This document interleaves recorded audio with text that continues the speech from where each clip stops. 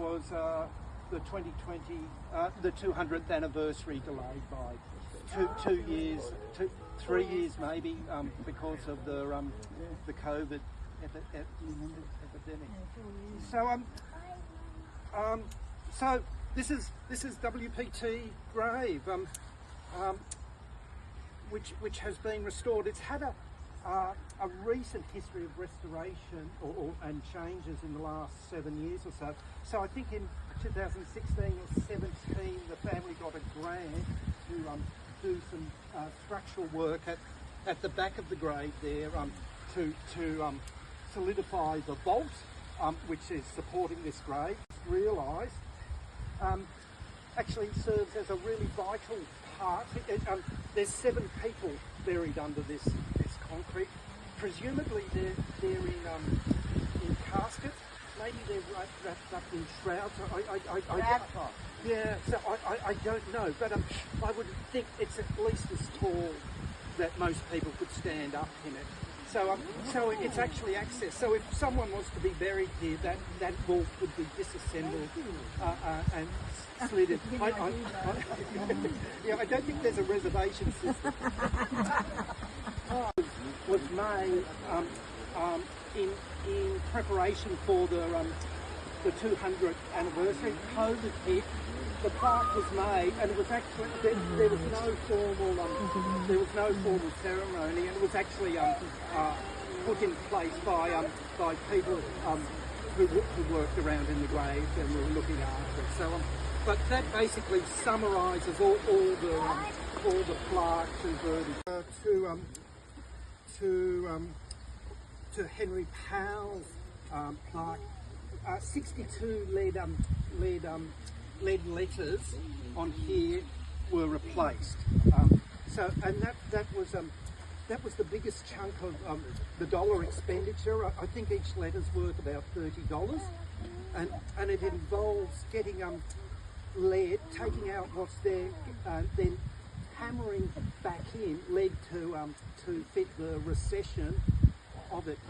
Not only that, they drill at an angle, sort of 45 degrees downwards, and so the lead flows into there, so it'll defy the forces of gravity. So that was a long and slow process because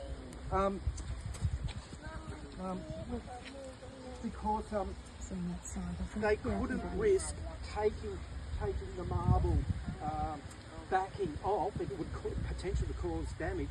So they actually reached through here and hammered away over a period of time. But short of a tree falling on the top of the grave, they said they estimate this piece of sandstone will last for 1,000 years. So and when you there's a few graves up here. One, the William Cox grave. We'd invite the 3 youngest Gows here today, and the 2 oldest Gows to do it. The 2 oldest Gows, best intentions, helping here. Paddy and Barbara gave their apologies. They were always going up to Cox, and Barry was sick. So it's we better get used to it, but it falls to the young kids to do it, and I'm sure they'll do it. Oh, bravo! And Jaden's coming. So let me identify this before this paper disintegrates. We've got Aubrey's son. David Howell's son, 4-year-old son, Aubrey. We've got Jaden. I'm worried about Jaden. He seems to be lacking energy in my view. Isn't that right? Oh, yes.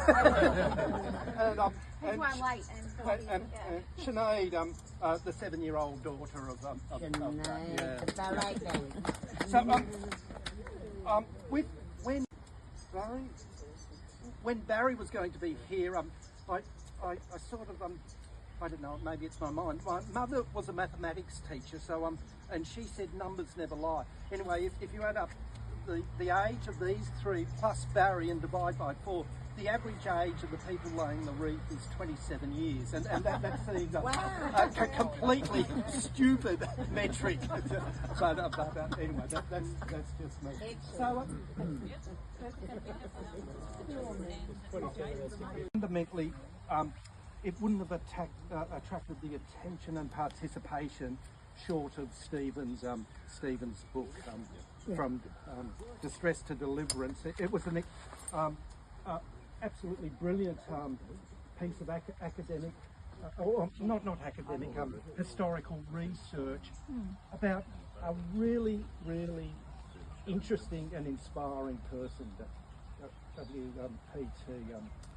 So I've just got some thoughts I quickly jotted down. It's probably pretty idiosyncratic and disjointed, but here goes.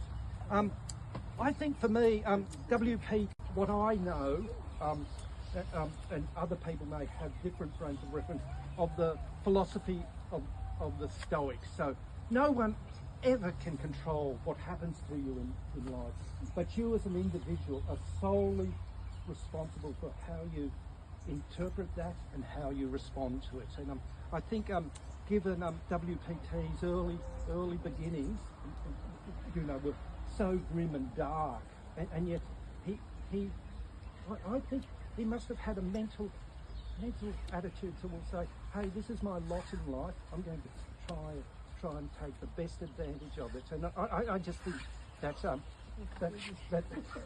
very good philosophy. It is. And as David said last night, I also see, not only for us but for WPT, life is a sequence of sliding doors. So we wouldn't be here today if the boys in London had got out 5 minutes earlier, or that if he was actually executed before he came out, or when he came out here, something kicked in and said, well, look, I don't want to be with the bad influence of the people I came out here. Somehow I want to improve my life. I was going to say, there's a faculty or phenomena of finding valuable or agreeable things that are not sought through. I think that again has obviously applied to WPT, and I get the sense that's probably been transferred down the line.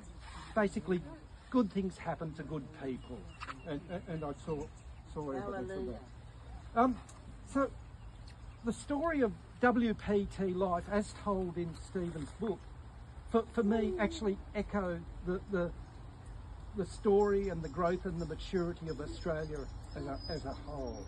So it was full of despair and joy, of courage and strength and weakness and potentially shame.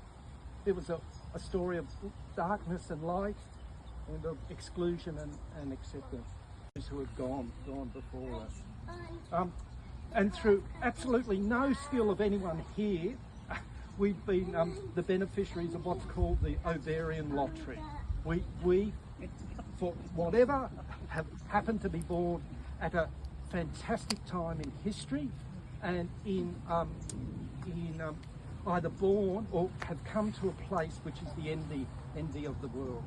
So my thoughts is I hope we'll never forget those who have preceded us, and we will fight really hard and work really hard that the benefits that we've been exposed to carry on into the future.